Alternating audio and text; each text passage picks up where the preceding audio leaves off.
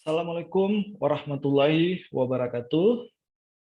Alhamdulillah kita bisa berjumpa pada kesempatan kali ini. Mohon izin yang saya hormati Bapak Dr. Erli Ridho sebagai dosen pengampu mata kuliah Hukum Investasi dan Penanaman Modal pada Prodi Hukum Ekonomi Syariah Program Magister di IAIN Langsa pada semester 2.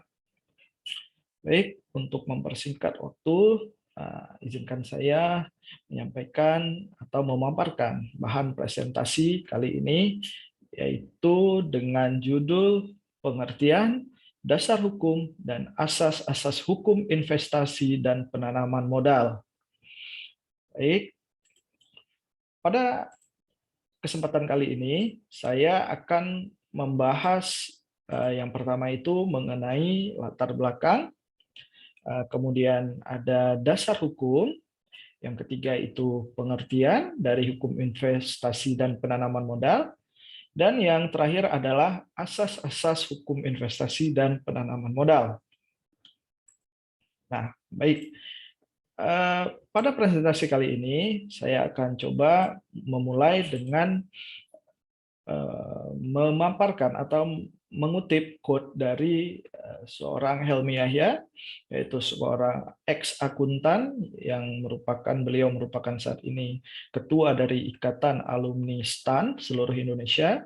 Kemudian juga terakhir posisi beliau adalah Direktur TVRI dan juga seorang entrepreneur dan juga motivator.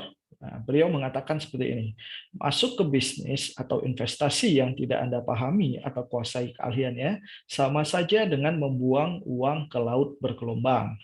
Nah, dari pernyataan beliau ini, kita mulai memasuki latar belakang pembahasan mengenai investasi dan penanaman modal yang ada di Indonesia.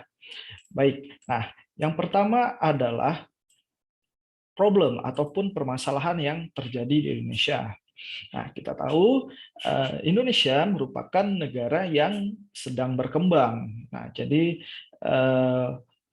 artinya untuk berkembang itu diperlukan adanya modal ataupun investasi yang besar. Nah, kita tahu bahwa secara umum baik itu investasi ataupun penanaman modal merupakan suatu kegiatan yang dilakukan oleh orang pribadi atau natural person ataupun badan hukum, yaitu judicial person, ataupun dalam upaya meningkatkan dan atau mempertahankan nilai modalnya, baik yang berbentuk uang tunai atau cash money, kemudian peralatan, aset tidak bergerak, hak atas kekayaan intelektual maupun keahlian. Nah, oleh sebab itu, kita atau saya coba memaparkan atau apa sih yang melatar belakangi permasalahan yang ada di Indonesia. Nah, ada dua. Yang pertama yaitu persepsi investor asing terhadap iklim investasi yang di Indonesia. Nah, kita tahu bahwa Indonesia ini bukan dianggap tempat yang kondusif untuk melakukan investasi dibandingkan dengan Vietnam, Thailand, Malaysia, bahkan Cina gitu ya.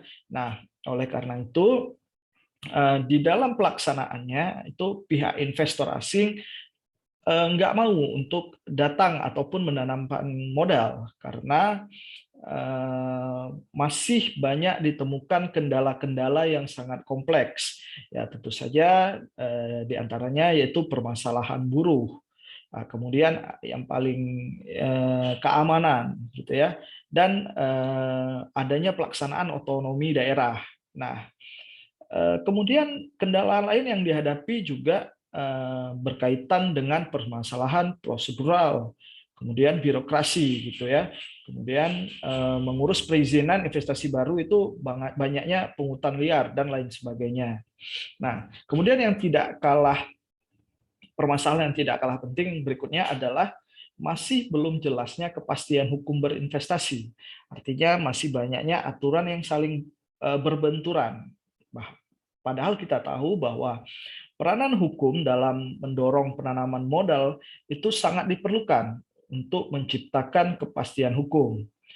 Nah, para investor sendiri itu sangat membutuhkan adanya kepastian hukum yang diwujudkan melalui kepatuhan terhadap kontrak ataupun kerjasama yang telah dibuat, serta adanya kepastian tentang mekanisme penyelesaian jika terjadi sengketa.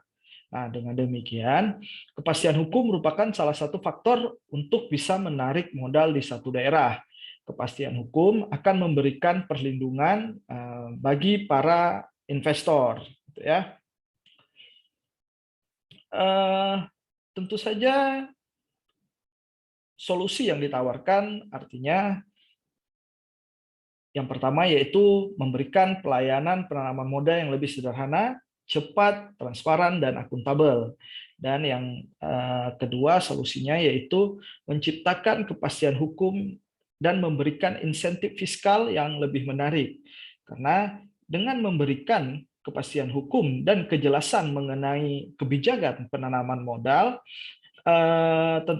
dengan tetap mengedepankan kepentingan nasional sehingga dapat meningkatkan jumlah dan kualitas investasi yang berujung pada peningkatan pertumbuhan ekonomi, peningkatan kemampuan teknologi, peningkatan kemampuan daya saing nasional, dan pada akhirnya diharapkan dapat meningkatkan kesejahteraan rakyat pada umumnya.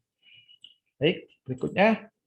Nah, ini manfaat penanaman modal yang tadi sudah sempat saya singgung, bahwa yang pertama tentu saja dengan adanya penanaman modal atau investasi itu akan membuat masuknya modal-modal baru yang diharapkan mampu mendanai sektor-sektor yang kekurangan dana. Tentu saja kemudian membuka lapangan pekerjaan. Nah, dengan adanya modal atau investasi dari baik luar negeri maupun dalam negeri, itu membuka lapangan kerja baru sehingga membuat angka pengangguran itu bisa berkurang.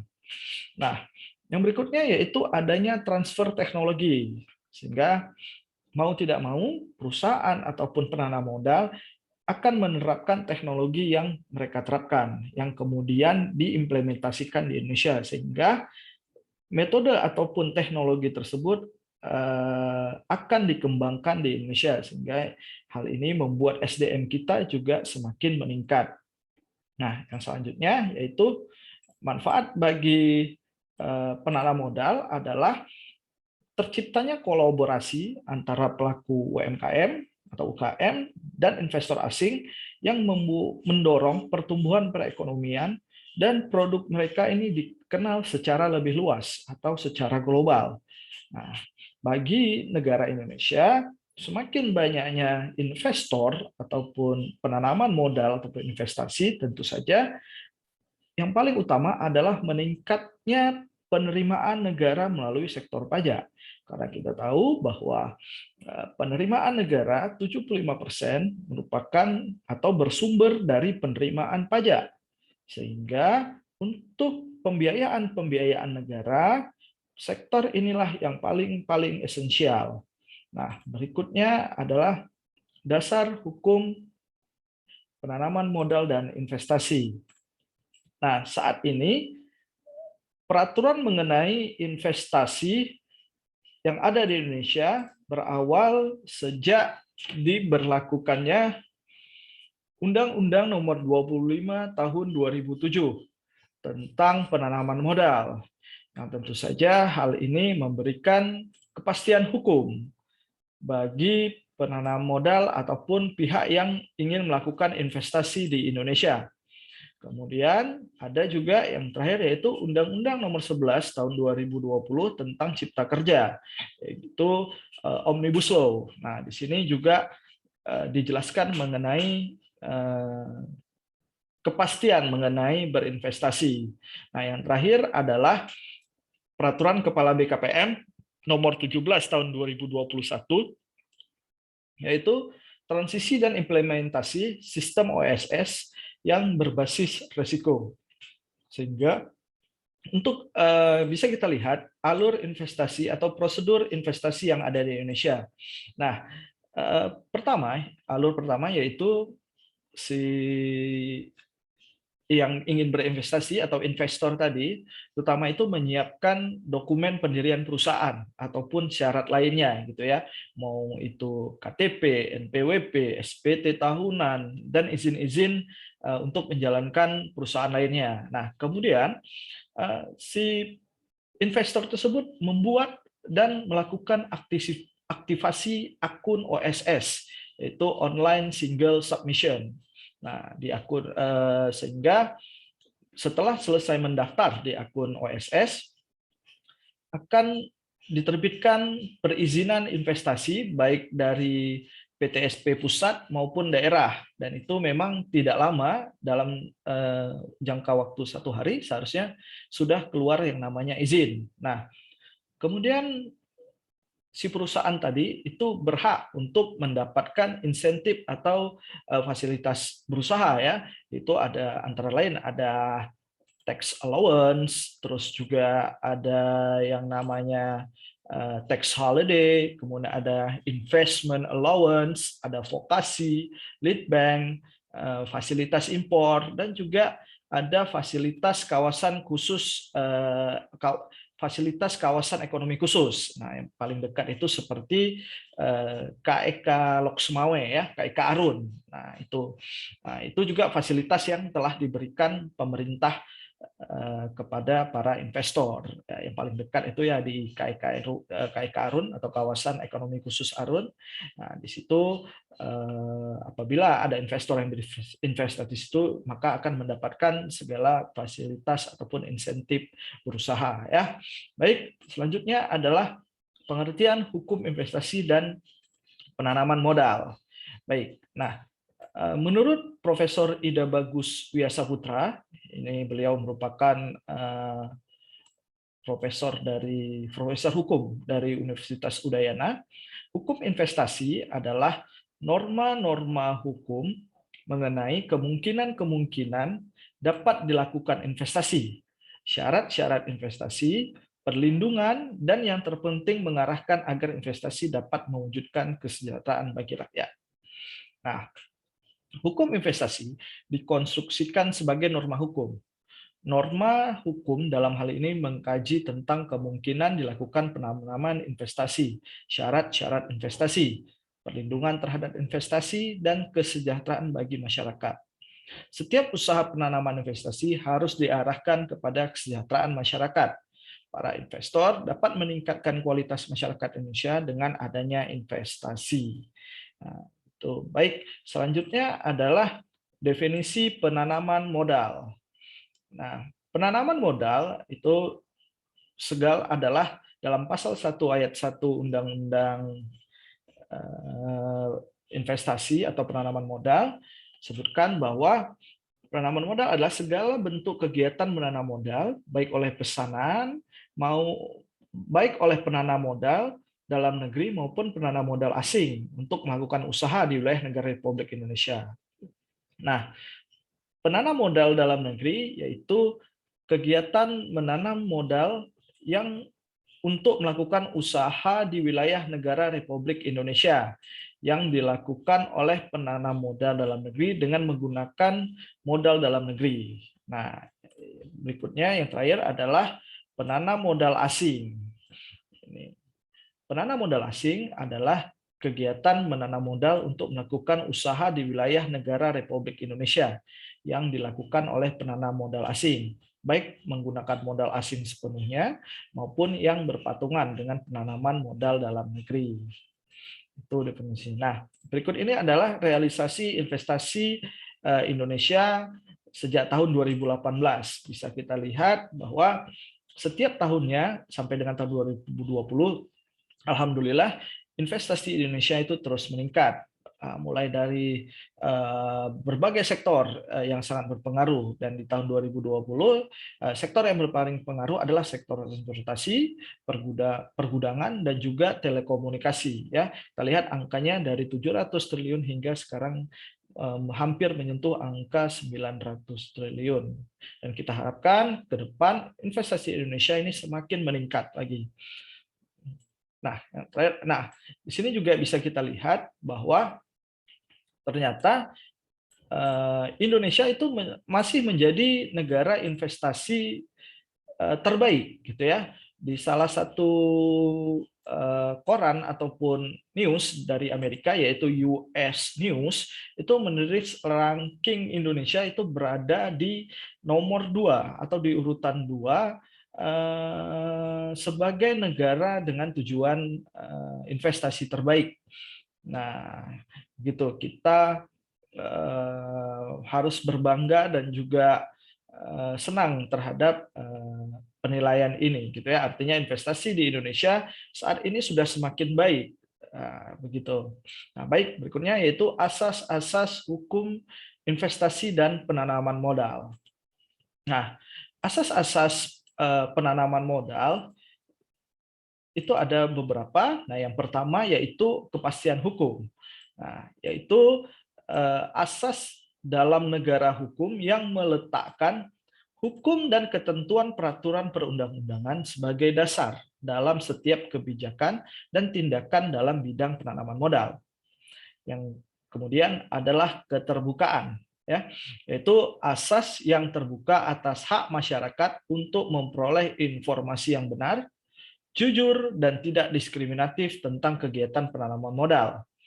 Kemudian ada akuntabilitas, yaitu asas yang menentukan bahwa setiap kegiatan dan hasil akhir dari penyelenggaraan penanaman modal itu harus dipertanggungjawabkan kepada masyarakat atau rakyat sebagai pemegang kedaulatan tertinggi negara sesuai dengan ketentuan peraturan perundang-undangan.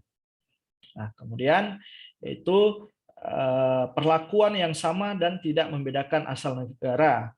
Nah, yaitu asas perlakuan pelayanan non-diskriminasi berdasarkan ketentuan peraturan perundang-undangan, baik antara penanam modal dalam negeri ataupun penanam modal asing, maupun antar penanam modal dari satu negara asing dan penanam modal dari negara asing lainnya. Nah, selanjutnya yaitu asas kebersamaan. Nah, asas kebersamaan yaitu asas yang mendorong peran seluruh penanam modal secara bersama-sama dalam kegiatan usahanya untuk mewujudkan kesejahteraan rakyat. Kemudian, asas efisiensi berkeadilan, yaitu asas yang mendasari pelaksanaan penanaman modal dengan mengedepankan efisiensi berkeadilan dalam usaha mewujudkan iklim usaha yang adil, kondusif, dan berdaya saing. Ya, asas berikutnya yaitu berkelanjutan atau sustainable, ya.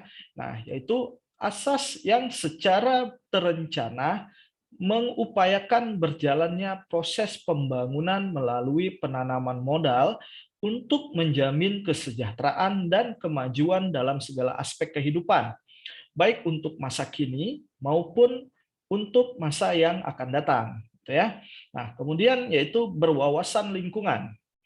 Nah, aspek ini yaitu asas penanaman modal yang dilakukan dengan tetap memperhatikan dan mengutamakan perlindungan dan pemeliharaan lingkungan hidup. Ya, artinya ada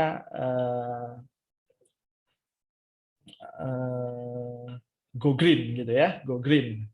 Nah, selanjutnya yaitu asas kemandirian, yaitu asas penanaman modal yang dilakukan dengan tetap mengedepankan potensi bangsa dan negara dengan tidak menutup diri pada masuknya modal asing demi terwujudnya pertumbuhan ekonomi. Dan yang terakhir yaitu asas keseimbangan, kemajuan, dan kesatuan ekonomi nasional, yaitu asas yang berupaya menjaga keseimbangan kemajuan ekonomi wilayah dalam kesatuan ekonomi nasional. Baik, nah berikut adalah tujuan dan arah kebijakan dasar hukum investasi. Nah, yang pertama, tujuan penyelenggaraan penanaman modal yaitu untuk mengatasi hambatan iklim penanaman modal, gitu ya. Karena kita tahu bahwa tujuan penyelenggaraan penanaman modal itu hanya dapat tercapai apabila faktor penunjang yang menghambat iklim penanaman modal itu dapat diatasi, gitu ya. Antara lain dengan perbaikan koordinasi antara instansi pusat dan juga daerah. Kemudian penciptaan birokrasi yang efisien, kepastian hukum di bidang penanaman modal, biaya ekonomi yang berdaya saing tinggi, serta iklim usaha yang kondusif di bidang ketenagakerjaan dan keamanan berusaha. Nah, kemudian juga kita bisa melihat arah kebijakan yang telah dirumuskan oleh pemerintah. Yang pertama yaitu mendorong terciptanya iklim usaha nasional yang kondusif bagi penanam modal untuk penguatan daya saing perekonomian nasional tentu saja. Nah, selanjutnya adalah mempercepat peningkatan penanaman modal. Begitu. Baik, kemudian yang terakhir adalah ya selesai. Nah, dari sini saya ingin mengambil sebuah kesimpulan bahwa penanaman modal itu sangat mempunyai peran yang penting. Mengingat suatu negara maju pastinya butuh adanya penanaman modal, terutama bagi negara yang sedang berkembang. Baik pemerintah daerah maupun pemerintah kota di seluruh Indonesia sebaiknya itu menggali potensi daerah masing-masing dalam rangka melakukan promosi-promosi. Hal ini tentu saja dapat menarik investor untuk menanamkan modalnya. Nah, masa percobaan atas pembangunan ekonomi nasional dan lokal itu perlu dibuat. Hal ini guna mendekatkan kepentingan untuk hadirnya calon investor di berbagai daerah tanah air. Begitu juga dengan perusahaan yang telah ada. Harus tetap menjaga eksistensinya, supaya tetap dapat menjalankan usahanya di lokasi masing-masing tersebut. Nah, tekanan-tekanan terhadap adanya tuntutan keadilan dan perbaikan kesejahteraan bagi pegawai juga harus dilakukan dengan sopan, serta senantiasa mencari solusi dengan demokrasi dan kekeluargaan demi kelangsungan hidup perusahaan. Janganlah tujuan-tujuan politik dan kepentingan segelintir orang atau kelompok dicampur adukan pada tahapan pemberian izin investasi dan usaha dengan membuat jalur birokrasi yang rumit dan membingungkan. Cara yang paling tepat bagi pemerintah untuk mendatangkan investor adalah dengan memberikan pelayanan yang terbaik, memangkas birokrasi panjang yang berkelit-kelit, mengurangkan beban usaha yang terkesan melebih-lebihkan, menciptakan iklim investasi dan usaha objektif, serta mempersiapkan para putra-putra-putri di daerah untuk ikut ambil bagian pada proses kegiatan yang dapat mendatangkan investasi. Demikian presentasi yang dapat saya sampaikan. Kurang lebih saya mohon maaf. Wabillahi taufik wal hidayah. Wassalamualaikum warahmatullahi wabarakatuh.